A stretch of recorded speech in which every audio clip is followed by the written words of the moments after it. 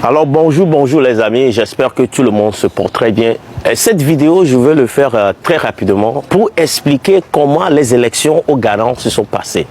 Les élections étaient incroyables et l'opposition qui était le président de l'opposition qui était John Mahama a gagné les élections d'une manière incroyable.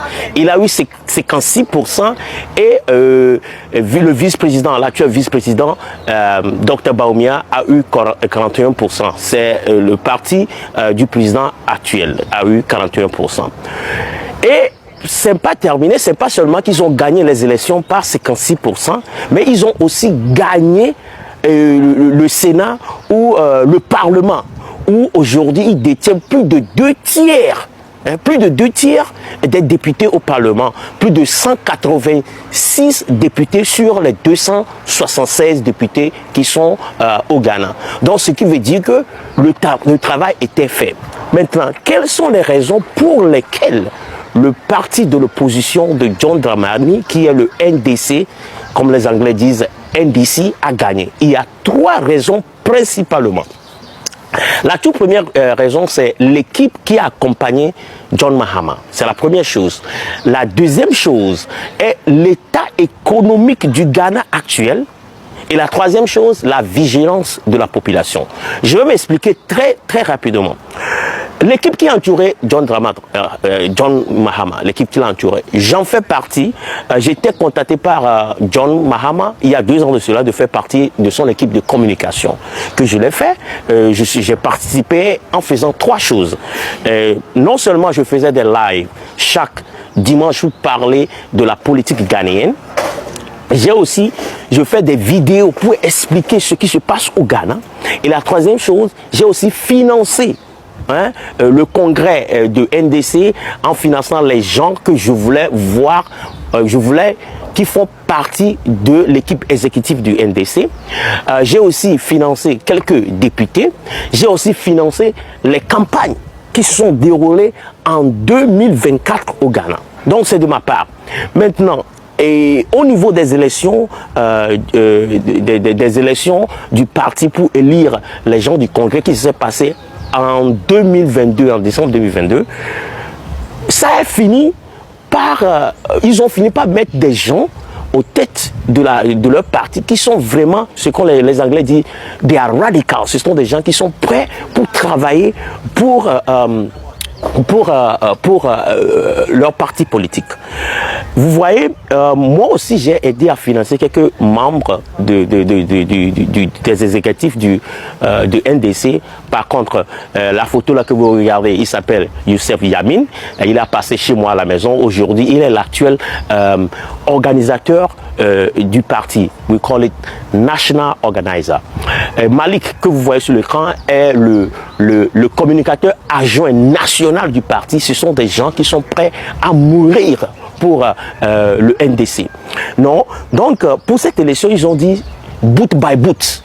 Vous voyez, les membres exécutifs ont dit boot by boot. Boot by boot va dire que nous, on va faire en sorte que le parti au pouvoir, tout ce qu'ils vont faire, nous allons les contrôler. Ils ont aussi dit, si le parti au pouvoir blesse une personne de NDC, eux, ils vont blesser 10 personnes. Vous voyez, donc déjà au niveau de l'équipe de John Mahama, c'était très solide. Deuxième chose, la situation économique du Ghana actuellement est alarmique. Vous voyez, aujourd'hui, l'inflation au Ghana, c'est 54%. Pour mettre dans un contexte plus simple, le lait qu'on vendait à 1 cedi en 2016, aujourd'hui, on vend ce lait à 8 cedi. Aujourd'hui, le taux de chômage au Ghana a passé de 8% à 14%. Aujourd'hui au Ghana, 8,4 millions de la population n'arrivent pas à manger une fois avant d'aller se coucher. Plus de 45% de la population est en pauvreté. Au même moment, le gouvernement dépense 53 millions de dollars pour construire une cathédrale. Mais le cathédrale qu'ils ont décidé de construire Ils ont créé un gros trou et c'est fini. Ils ont dépensé 53 millions pour construire une cathédrale où ils ont creusé un trou, c'est tout. Oui, aujourd'hui, la corruption au Ghana, c'est trop. Vous voyez, on a retrouvé plus de 10 millions chez un ministre au Ghana. Le nom du ministre est Cecilia Dapa. Aujourd'hui, le parti au pouvoir a ajouté à l'aéroport de Kotoka International Airport, ont ajouté simplement portail électronique à 350 millions de dollars. Mais John Dramani a construit le terminal. De l'aéroport à un prix de 250 millions. Donc vous voyez que la corruption a aussi été un facteur qui a fait que John Dramani est devenu un vainqueur de l'élection actuelle au Ghana. Ce qui aussi a facilité la victoire de John Mahama est que la population était vigilante. Non seulement les gens sont partis aller voter, lorsqu'ils ont fini par voter, ils sont restés jusqu'au compte des résultats. Vous savez, au Ghana, vous votez au bureau de...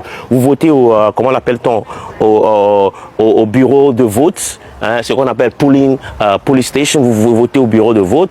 Les votes commencent du matin de 7h à 17h. Après 17h, ils comptent les voix. Donc, ils comptent les voix au niveau des bureaux de vote. Au niveau des bureaux de vote, lorsqu'ils finissent, ça repart au niveau du district, c'est compté au niveau du district, et de là, ça part au niveau régional, et du niveau régional, ça part au niveau national. Donc, tous les partis politiques comme le NDC, le MPP, ont leur mécanisme pour compter les voix. C'est ce que j'apprécie chez les Ghanéens.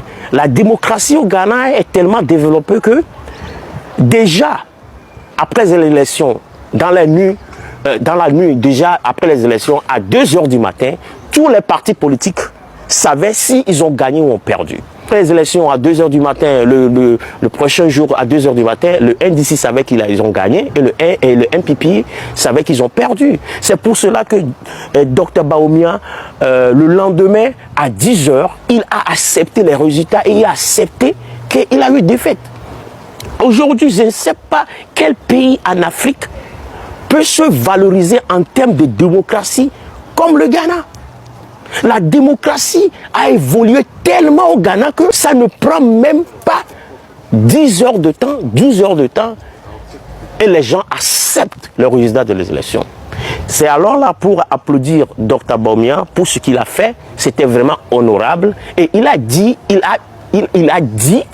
y a une vie après les élections. Et je passe par ce message à dire au monde entier, et spécialement aux Africains, que il y a une vie après les élections.